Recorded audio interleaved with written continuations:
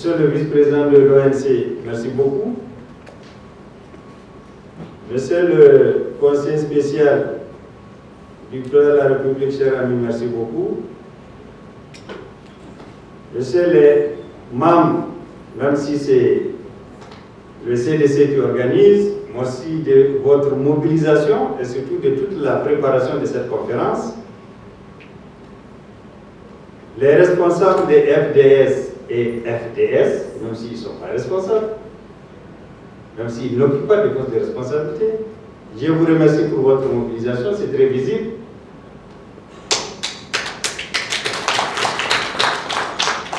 Les responsables et membres des organisations de la société civile, des organisations féminines, des organisations des jeunes, avec une mention spéciale pour les étudiants.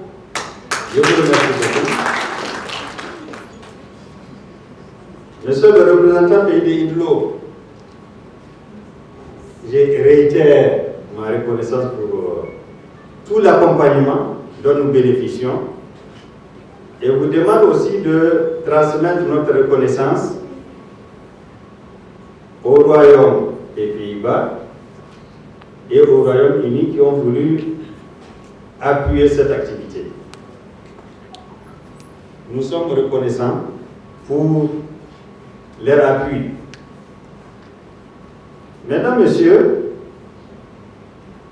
les échanges que nous allons avoir tout à l'heure, il y a des thématiques qui ont été choisies. Je ne vais pas revenir là-dessus parce que le représentant pays de IDLO a dit et le thème central et les 4 sous-thèmes qui vont être développés. Mais le plus important, c'est surtout les échanges que nous allons avoir. Il est clair que la situation que notre pays vit actuellement, c'est une situation particulière et c'est un moment décisif de son histoire. Parce que nous sommes menacés dans notre existence en tant que pays. Et nous devons réagir. Parce que si aujourd'hui nous sommes là dans cette salle, pour échanger, c'est parce qu'il y a un pays qui nous protège. Dans les autres pays où la menace elle-même elle est arrivée, elle a produit ses effets, en fait les gens ne peuvent plus se retrouver dans les salles pour échanger. Mais nous nous retrouvons dans la salle pour échanger sans beaucoup prêter d'attention au bruit qu'il y a dehors, parce que nous sommes confiants. C'est parce qu'il y a un pays qui est là qui garantit la paix.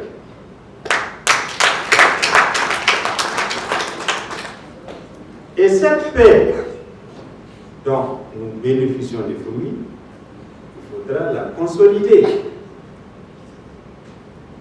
Il faudra la construire et se décrète pas dans les discours. Elle se construit à travers non seulement les comportements, mais aussi les actions que nous posons.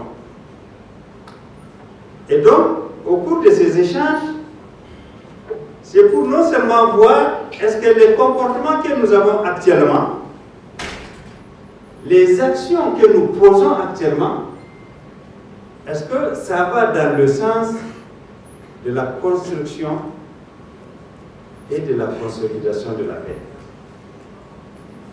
Si oui, on est sur le bon chemin, on doit continuer. Sinon, on doit corriger. Mais c'est sûr qu'il y a toujours des choses à corriger pour aller de l'avant. Ce qu'on doit se dire, c'est que c'est vrai qu'il y a beaucoup de FDS dans la salle, parce qu'on parle de la paix.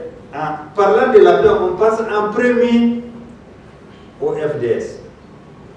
Mais en fait, de plus en plus, il faut que notre mentalité change. Ce n'est plus que l'affaire des FDS ou l'affaire de l'État, c'est l'affaire de tout le monde. Tout le monde peut contribuer à la construction de la paix, tout comme tout le monde peut contribuer à la destruction de la paix. Et donc, nous devons choisir la construction et non la destruction.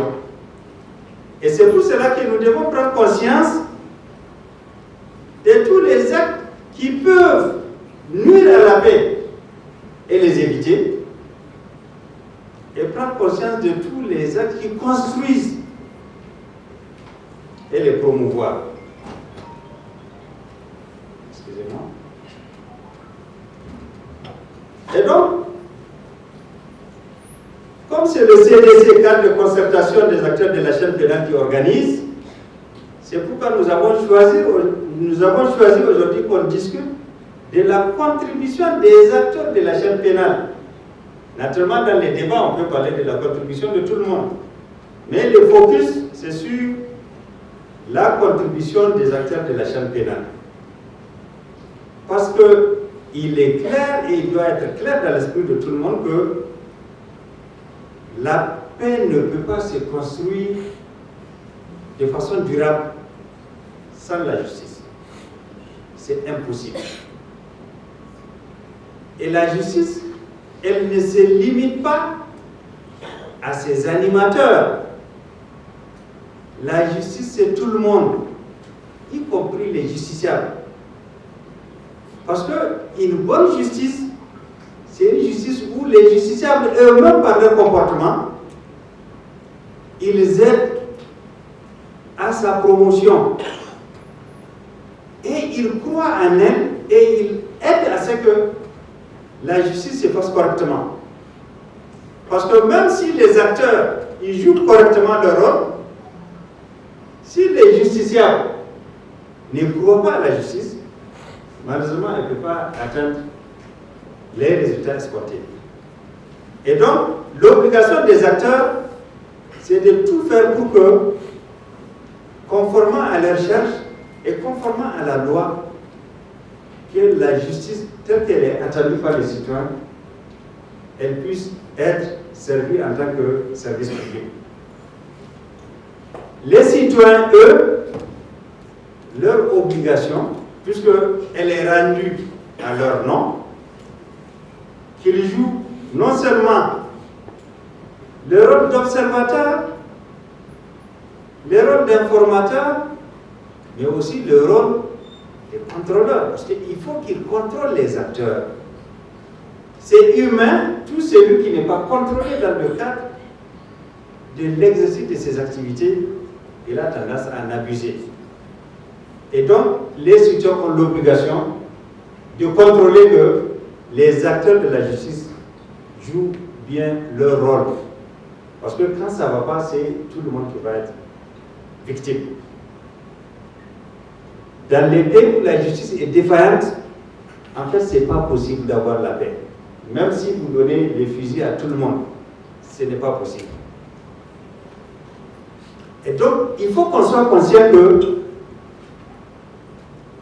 compte tenu de la sensibilité et du rôle important que la justice joue dans la construction de la paix, il faut que tout le monde s'intéresse à elle pour savoir quel est son rôle et quel est le rôle de chacun de ces acteurs. Et pouvoir alerter s'il observe que quelque chose ne va pas. Le premier, pour moi, la première responsabilité des acteurs de la justice, c'est de respecter la loi. Ils sont là pour faire respecter la loi et ils doivent commencer eux-mêmes par respecter la loi. Et c'est pour cela que celui qui est chargé de faire respecter la loi, si lui-même il ne la respecte pas, en fait, il ne peut plus jouer son rôle.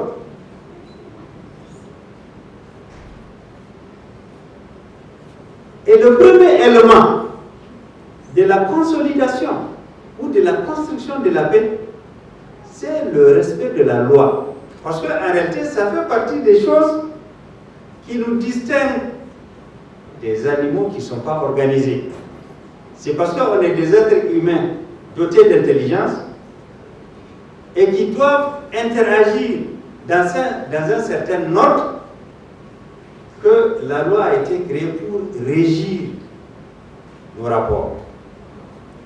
Dès lors que nos rapports ne sont plus régis par la loi, en fait, on va fonctionner comme dans la jungle. Et ce serait la raison du plus fort, comme on le dit. Ça n'a aucun sens. Aucune société ne peut prospérer dans ça. Et c'est pour cela que vous allez constater que, souvent, même dans ce qui nous arrive quand vous analysez, c'est parce que quelque part, les gens ont pris la liberté